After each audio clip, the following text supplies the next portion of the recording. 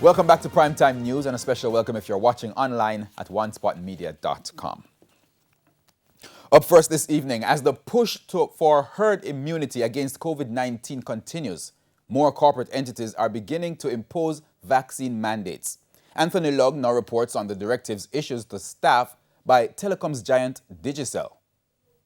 The debate over the legalities surrounding vaccine mandates continues, but companies across the island are still moving ahead. On Wednesday, Digicel employees received a letter from the company's CEO Oliver Coughlin about its new policy. In the letter, the CEO stressed that the company must play its part in preventing the spread of COVID-19.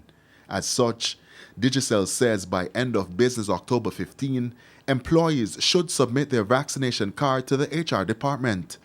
Employees who are not vaccinated by that date will be required to submit a negative PCR test every 2 weeks at their expense.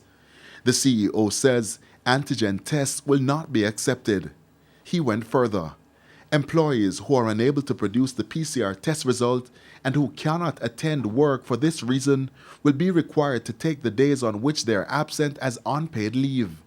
They also have the option of taking the days from their vacation allowance.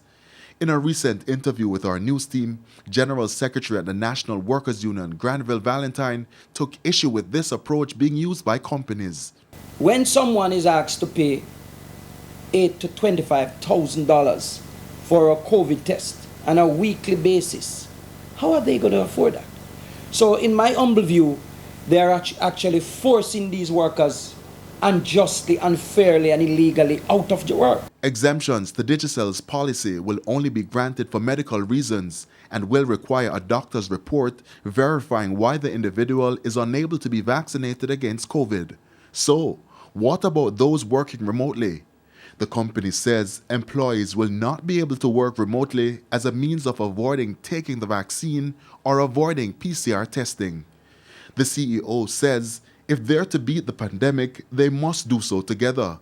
He's urging unvaccinated employees to take advantage of the many avenues available.